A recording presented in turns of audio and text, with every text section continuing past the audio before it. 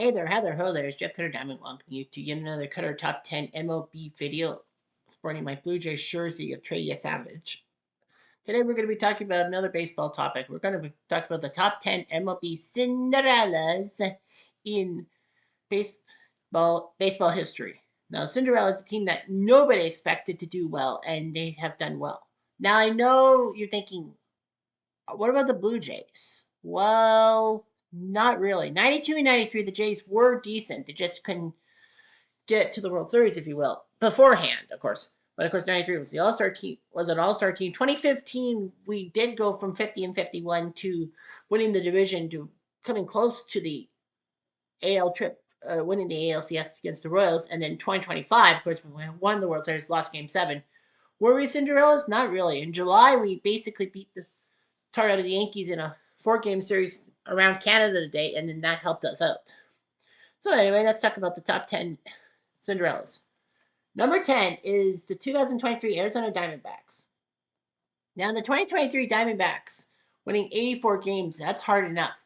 It's not, the least amount of wins for a team to play in the World Series. The 1973 Mets actually won 83 games and went to the World Series and almost won. They lost in Game 7. And the 2006 Cardinals won 84 games and won the World Series. But anyway, the 2023 Diamondbacks were the 6th seed. They were pretty much fearless. Yeah, the young stars, they basically were fearless. It was basically nothing to lose. I mean, the big trade for the Diamondbacks was Lourdes Gurriel being signed from my Blue Jays to the Diamondbacks for Dalton Varsho, which actually worked out quite well because Varsho has done well. Well, Varsho, as of this taping, is now a Houston Astro through a trade with the Blue Jays. But nevertheless, the 2023 Diamondbacks had nothing to lose, and they shocked the Phillies in the NLCS to go to the World Series against the Texas Rangers, even though Texas beat them in 5 games, giving that franchise their first ever World Series title. I mean, Arizona did well. And oddly enough, did you know that I actually watched the Diamondbacks live? So in 2023, in July, I got invited to a Blue Jays game against the Diamondbacks at the Rogers Center in Toronto, thanks to my former warehouse manager, Aaron. And, we went to the game and, the Blue Jays were playing the Diamondbacks and the Jays won. So I got to see the NL champion Diamondbacks. Now, I know you'd be asking yourself, did I ever see a World Series winning team? Yes. I was there when the 98 Yankees were in town against the Blue Jays, but the Blue Jays won that game 9-3, if I remember correctly, thanks to Carlos Delgado going into the 5th deck, which was unbelievable. But yeah, I saw the Diamondbacks live. Number 9 is the 2002 Anaheim Angels. I know a lot of people will hate on me on this, but the fact of the matter is the 2002 Angels were decent. They were a good team. 2002 was all about Moneyball. Yes, that was the season the Oakland A's used Moneyball, won 20 straight games to be the AL regular season leaders in winning streak until Cleveland in 2017 broke that and should have went to the World Series, but they fell to the Yankees in Game 5 thanks to Sir Didi Gregorius. But anyway, yeah, the 2002 Angels were an afterthought because of the Oakland A's and Moneyball in the AL West. Of course, they were the wildcard team, so they would have to take on those pesky New York Yankees. Everyone expected the Yankees to win. I mean, after all, the Yankees went to the last 4 World Series, and unfortunately, the Angels ruined the party. Meanwhile, Minnesota ruined the party by ruining Oakland. So it was Minnesota Anaheim in the ALCS. You never would have guessed that. Twins and Angels. And all of a sudden, Adam freaking Kennedy hit 3 home runs to clinch the ALCS for the Angels. They were going to face Barry Bonds and the San Francisco Giants. The Giants and Angels went through massive battles in the first 5 games of the series. The Giants won one game 11-10 and crushed the Angels in Game 5 in San Francisco. Of course, that was also the game that saw little Darren Baker, Dusty's son, who was kind of the bat kid and all that, tried to retrieve the bat, but almost got trampled over a play by JT Snow. And that changed the rules that bat kids had to be 13 years old. But Darren Baker actually made the major leagues. I think he's with Washington still. Anyhow, the Angels were in trouble. They're down 5-0 to the Giants with 9 outs to go. All the Giants needed to do was hang on. And of course, that was when Barry Bonds almost hit the ball out of the stadium through a doorway. Anyway, the Angels cut down, and then Scott Spiezio hit a powerful 3-run home run to make it 5-3. 3 more runs came across the plate, and the Angels beat the Giants 6-5. Game 7, Jason Schmidt against John Lackey, and John Lackey proved his rookie prowess alongside Francisco Rodriguez, who came out of effing nowhere to be the closer. I mean, to be the setup guy to Troy Percival. And the Angels finally, with Gene Autry's shadow smiling down from heaven, got themselves the World Series, of course, to my chagrin, of course. Number 8 is the closeness of the 2014 Kansas City Royals. The Royals had to go through something that the 2002 Angels never had to do. They had to go through what they call, well, in essence, the 2023 Diamondbacks. I know the Diamondbacks went through the wild card series, best 2 out of 3, but they didn't go through a one-game wild card match. The 2014 Royals were amazing. The last time the Royals made the playoffs was 1985 when they won the World Series thanks to the Dankinger play of Game 6. Nevertheless, the Royals were a great young team. They had Alex Gordon, they had Mike Moustakas, they had great Salvador Perez as a youngster. The Royals looked pretty damn good. The Royals would play the A's in the one-game wild card match on home turf, and the winner got to play the Angels in the playoffs when the Angels were good. And that was the last time the Angels have been to the playoffs, and probably will be for a few years. Oh! Anyway, yeah, the Royals did it. And the Royals were in trouble. They were down 8-3 at one point to the A's, and then they used their speed and prowess to get hits off of Oakland pitching, send John Lester out of the game when he was with the A's. And the Royals had to score a few key runs in the 8th and 9th innings to tie the game. Oakland scored again to take the lead, but then the Royals tied it back, and then Salvador Perez hit a looping double down the left field line in the 13th inning to win the game, and the 2014 Royals were in the playoffs. Then they took on the Angels and swept those guys. And then they took on the Baltimore Orioles, the AL East champions, surprise, surprise, and actually swept them. So the Royals were 8-0 technically. They won the wildcard game. They won the best of 5 LCS. They swept the Angels and swept the Orioles. They did something that few teams ever did. Only the 76 Reds actually did, and go 8-0. Well, actually, the 76 Reds only went 7-0 because the LCS was the best of 5. So they did something that no team did. Then they would take on the San Francisco Giants, who almost always in the 2010s did better in even number years than odd number years. Their 3 World Series titles were 2010, 2012, 2014. What happened in the odd number years? I know one of them was when Buster Posey got wrecked at home plate in a collision with the Marlins hitter. But anyway, yeah.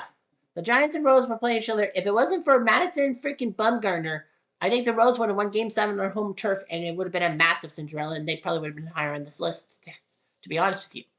Of course, I was pissed off in 2015 when the Royals sent the Blue Jays packing in the ALCS and won the World Series against the Mets. So, yeah, I got mad. Number 7 is the 97 Marlins. They were a massive underdog, if you will. Now, I know you could also say the 99 Diamondbacks, because in their second season as a major league team, they made the playoffs, but they lost in 4 games to the New York Mets in the first round. So obviously that was in there. But the 97 Marlins were different. Know that. It was their 5th season. They started life in 93, and then by 1997, for strange reason, they decided to acquire these big name players. They got Charles Johnson, Bobby Bonilla, Moises Alou, Jim Eisenreich, Cliff Floyd, Greg Son, a lot more. Kevin Brown. Yeah, the Marlins were basically buying these players and getting good returns. The 97 Marlins did not win the did not win the World Series. Did not win the division. That was Atlanta. You're in the same division as the freaking Atlanta Braves. You know you're going to lose. The Marlins got lucky. They got 4th, a.k.a. the wild card spot. They would take on the San Francisco Giants, and they would actually beat the Giants in 4 games, 3-1.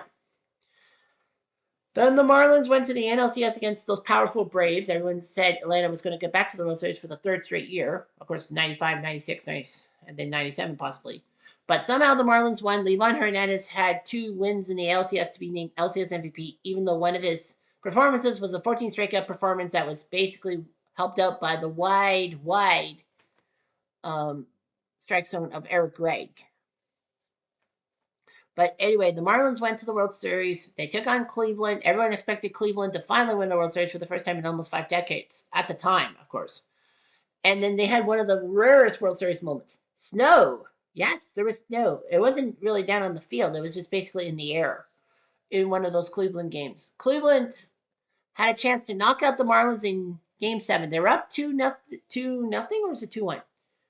I think it was 2-1. Yeah, the Indians were up by one in the top of the bottom of the ninth. All Jose Mesa had to do was get 3 outs, and Cleveland would win the World Series. But then somehow he imploded. A sac fly later tied the game, and then in the 11th inning, the Marlins got lucky on a ball that Tony Fernandez would easily eat up and throw the first easily.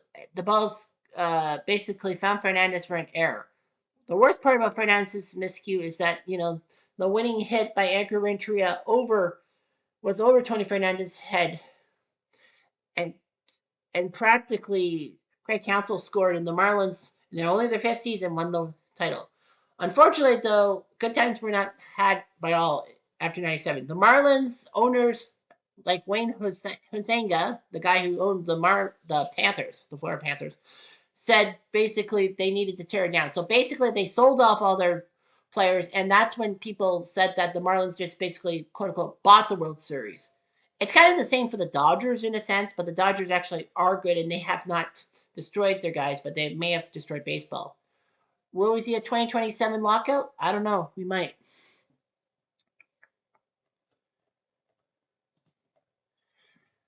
Number 6 is the 2019 Washington Nationals. I hate saying positive things about this team. You know why?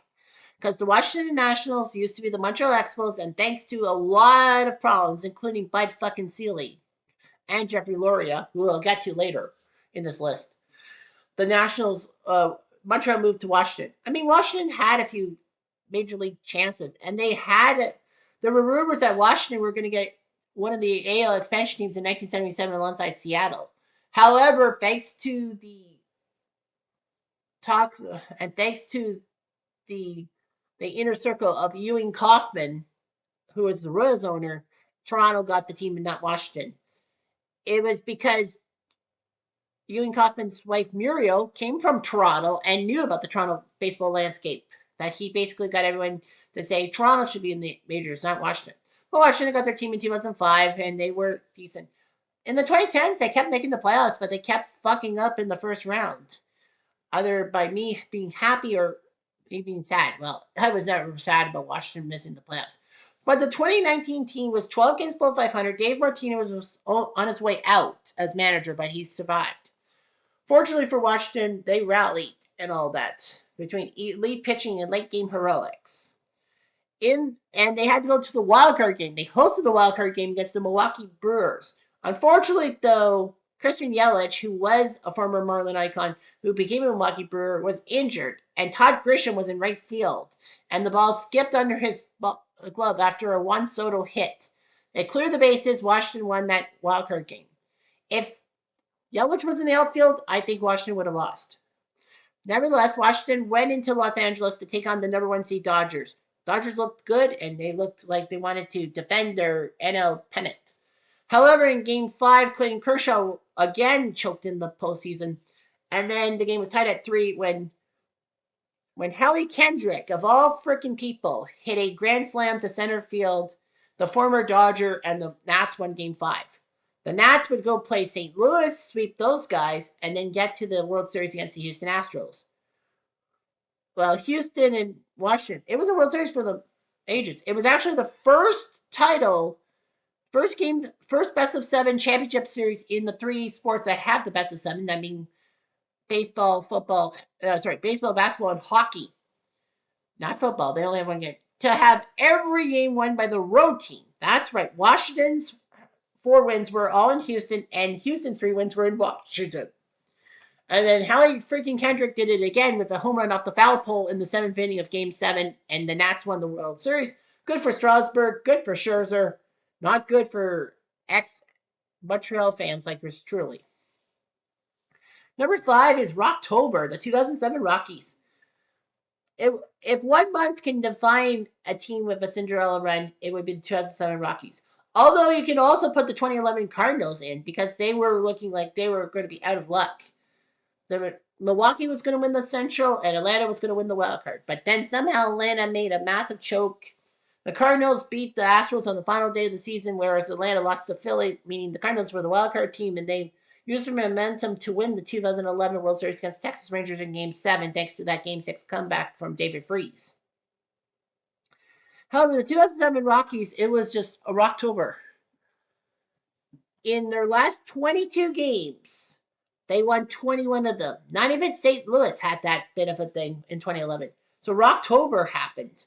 The Rockies, for some strange reason, crept and kept creeping and took care of things and tied San Diego on the final day of the season for the wild card. And then they would have to play a wild card game for the wild card. It wasn't the one game playoff that 2012 we expect two wild card teams to face for one spot. It was a tiebreaker. In Colorado, San Diego looked pretty good. Trevor Hoffman, Hell's Bells, had a chance to close it out, but he fumbled on a was it Brad Hopp with the triple or was it Barnes? Someone had a massive triple that tied the game. And then Colorado had a sac fly opportunity, and then Matt Holliday seemingly touched home plate, and the Rockies beat the Padres. But one problem, though, replays showed he never touched home plate, and the umpire didn't check himself. If that was in the replay, that would have been trouble. So the Rockies went into October. They shocked, was it Philly they shocked? They shocked somebody before Arizona. Or was it Milwaukee? I can't remember. Well, Philly and Arizona. They took out the Diamondbacks for the NL pennant. They took on the Boston Red Sox. Despite the fact that Colorado did get swept by Boston, it was just amazing. 21-1. Not even the 1951 New York Giants, who had a massive Cinderella run of their own to catch the Dodgers and, shot her the railroad by Bobby Thompson. Even that wasn't good enough. Number 4 is the 1988 LA Dodgers. I know a lot of people will be thinking this is not really top 4 territory, but come on. The 88 Dodgers had a lot of injuries. They had underdog energy, and, no one expected them to win the NL West over the Reds, and they did. The Dodgers survived, and then they had to play the 100-win New York Mets in the NLCS. The Mets were looking for their second World Series trip in 3 years. They still had Dwight Gooden. They still had Darryl Strawberry. They still had Mookie Wilson and a lot of Met icons. However, there were a lot of things, including Mike Scioscia. Yes, that Mike Scioscia from Homer at the Bat fame in Game 4, hitting a weird home run in Game 4 where he only had 12 home runs in a 9-year career. And Mike Scioscia basically hit a massive home run. Kirk Gibson made a major diving catch at Shea Stadium, but that cost him dearly with his injuries.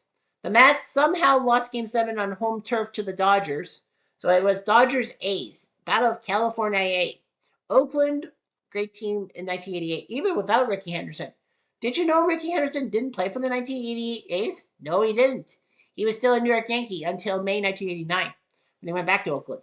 Anywho, the LA Dodgers were in trouble because Kirk Gibson was too injured to play, and Vin Scully, who was doing the series for NBC alongside Joe Garagiola, knew firsthand because Vin Scully is, of course, the radio/TV voice of the LA Dodgers. Well, was, I should say. But anyway, he knew firsthand. Kirk Gibson heard that and said, fuck that, I'm going to practice my batting. So anyway, the Dodgers actually started out fast. Mickey Hatcher hit a home run, but then Mickey Hatcher did what they called the 9-second home run trout, forgetting to run it out. Unlike Jeffrey Leonard and his one flap down things. But anyway, yeah, the Dodgers were down for the 3. Well, Jose Canseco hit a grand slam so powerful it bounced off the NBC center field camera and all that. So yeah, Oakland was up 4-3. Dennis Eckersley, one of the greatest closers of all time, coming into pitch, and Kirk Gibson said, I'm going to bat. He fouled off a pitch at 3-2 and then knew that Eck would throw a backdoor slider. And so he did, and then Kirk Gibson has a home run in, and that was his only World Series at bat. And of course, Jack Buck with the famous, I don't believe what I just saw. And the 1988 Dodgers won Game 1. Game 2 saw Earl Hershiser prove why the heck he was so great and won the NL Cy Young. After all, he did have that 59-inning scoreless streak, which broke Don Drysdale's mark.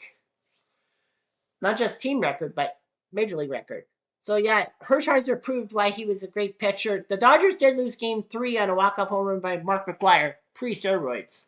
But the Dodgers won in 5 games, shocked the A's, shocked a lot of people. Tommy Lasorda basically was proud of his team. Number 3 is the 2004 Boston Red Sox. Sure, they were a decent team and all that by record, but, it was their playoffs that meant things. The 04 Red Sox were at the back end of the New York Yankees, again in the AL East. And as almost always, they got a wild card spot. So the Red Sox would play the Anaheim Angels. Well, I call them the Anaheim Angels still. I know they're the Los Angeles Angels. Don't say anything bad about that. Boston swept the Angels in the best of 5. And that was when David Ortiz rocked a home run off of Francisco Rodriguez in the 10th inning to win Game 3, sending the Boston fans home. But did you know that hours later, I would actually be in the hospital? I watched that game. I was in severe pain because my appendix was about to rupture. Thankfully, they caught it before it did rupture, and I was basically bound to a bed for like a week. I missed a week of schooling, and that was towards Canadian Thanksgiving weekend. Regardless of that, the Red Sox were actually down 3-0 to the Yankees, so it looked like that was over. However, in Game 4, Big Papi with that home run that made Joe Buck said, "We'll see you later tonight." Only because the game 4 ended at like 12:50 a.m. and then of course that was the next day, if you will, and Game 5 would be at 8 p.m. What people forget is that I actually was home from the hospital that day. I had to spend the week at my mom and dad's place. And then I came back to Kitchener and all that. Watch Game 4, watch Game 5. Boston was down 3-2. However, in Game 6, the Yankees were close. A-Rod seemingly had a RBI single. Unfortunately, though, the umpires caught him swatting the ball out of Bronson Arroyo's glove. That's interference, and the run didn't score. And then Game 7, Johnny David with that grand slam at Boston put up runs like there was no tomorrow, winning the game 10-3 and knocking out the Yankees. It was the first time any baseball team was down 3-0 and came back to win a series. Basketball's never been done. It's been done a couple times to force a Game 7, including Celtics Heat 2023. And in hockey, it's been done 4 times. 4 times? Yeah, it's been done 4 times. It's the 42 Leafs against the Red Wings, the 75 Isles to the Penguins, the 2010 Flyers to the Bruins, and the 2014 Kings to the Sharks. Boston would have to take on St. Louis, who had a tight NLCS with Houston. Boston swept St. Louis thanks to Mark Bellhorn's home run in Game 1 of the World Series, making him my favorite 2004 Red Sox, sorry, Pedro. And then, of course, Boston with the sweep of the Cardinals and breaking it. And the crazy thing is that the Red Sox were undefeated when I was in Kitchener and winless when I was either at the hospital or at my parents' place. Weird. Anyway, the Curse of Bambino was eliminated. Number 2 is the 2003 Florida Marlins. The Florida Marlins were a pretty good team. I talked about the 97 team, but the 2003 team was a bigger Cinderella. They were young and impressionable. They had some stars from AA and AAA and all that. Jack McKeon, 73 years old, had to come in June and help the team out. And then they had this big call-up by the name of Dontrell Willis, who had that weird leg kick, kind of like Juan Marichal with his windup. And he worked pretty well. Miggy Cabrera was a youngster. Yes, Miggy Cabrera was a Florida Marlin before a Detroit Tiger icon. So, yeah, he was there as a young third baseman. Derek Lee. No, not Derek Lee. Hell smells. They had a good, young, talented field. Alex Gonzalez, not the same Alex Gonzalez of the Blue Jays fame, but yeah, he was there. Mike Lowell was on that team. Who else? Juan Pierre, a great speedster. I think he was on the Marlins that year. Gary Sheffield, I don't know. Well, anyway, yeah, the 2003 Marlins pulled it off. In September, they actually won the wild card, mostly because the Expos could have won the wild card, but then Major League Baseball, who had owned the team, basically said that they couldn't bring up any players at all. Not one. Which pissed off a lot of Expo fans. And especially the fact that Jeffrey Loria was the owner of the Marlins. In 2002, he actually made a massive move. Jeffrey Lurie, the owner of the Expos, would get the Marlins. The Marlins owner, John Henry, would get the Boston Red Sox. And Major League Baseball would own the Expos in a sense for 2 years. They put them in Puerto Rico for some games, and that really ruined the Expos, if you will. But anyway, the Marlins took on the Giants again. This one, 2003. This Marlins Giants thing would be more dramatic than 97. As the Marlins at home had a chance to beat the Giants and win the series in 3 games to 1. However, the Giants loaded the bases and then a cue shot by JT Snow, and then there was a play at the plate, and Pudge Rodriguez, who was acquired by the Marlins from the Rangers, actually made a massive tag on the San Fran player and cut down the Giants. They would take on the Chicago Cubs. The Cubs looked good. Kerry Wood and Mark Pryor and Pray for Rain was the saying. The Cubs were up 3 games to 1. They lost game 5, but people shrugged it off because they're coming home for game 6 and 7. No big deal. And then in game 6, the Cubs were 5 outs away from the World Series, going to the World Series, when basically Bartman made that play. Now, people forget that that ball was not actually in Steve Bartman's area. Like, there were like 6 or 7 Cubs fans who could have got their hands on the ball. Bartman just got unlucky because it hit him. He didn't even get the ball. And of course, Moises Alou had that hissy fit, and the fans hated Bartman. It could have been all for naught if, the Cubs had won that game, even if it was like 3-2. They were up 3-0. Mark Pryor threw some terrible pitches. The Marlins scored 8 runs, and Alex S. Gonzalez basically booted that double play ball. If it wasn't for that, maybe the Cubs get out of the mess. But he had to be very happy that Steve Bartman did that, and he knew that he could blame Steve Bartman and get away with it. And of course, the Illinois governor, Blagojevich, basically said that if he commits a crime, he'll never get a pardon for me. What a cunt. So anyway, yeah. Game 7, the Cubs and Marlins played. The Cubs were up 3-0, and it looked like all was forgiven. All was forgotten on Steve Bartman. Unfortunately, though, the Marlins won over the Cubs. They went to the World Series, shocked the New York Yankees. I was actually shocked the Yankees could lose to these bastards. And Jeffrey Lurie got a World Series ring, and the Expos basically didn't get a team 2 years later. Cunt. And number 1 is the New York Mets of 1969. Well, you kind of guessed. They were known in the Miracle Mets for everything. But you got to remember, the Mets had a shitty start of their campaign and all that, their MLB campaigns. From 1962 to 1968, only once did they actually finish higher than 9th in the 10-team NL. Really, only once. And people didn't think that the New York Mets were going to do well. Well, can you blame them? I don't. I don't blame the prognosticators because, the Miracle Mets were about to get blasted. But somehow, in some way, the 69 Mets found their rhythm. I mean, when you have Seaver and Kuzman, 2 great pitchers, you have Tommy Agee, who could vacuum balls out of nowhere in the outfield with Ron Swoboda. You had Don Clendenon, who was nearly a Montreal Expo, but became a New York Met by luck. You had Bud Harrelson, you had Jerry Grody, you had Ed Kranepool, you had who was the third baseman? I don't know who. But you even had a young Nolan Ryan and Tug McGraw on your team. The Mets would win the NL East in the first year of the 4-division format, whereas it was just AL and NL for the World Series for 65 years.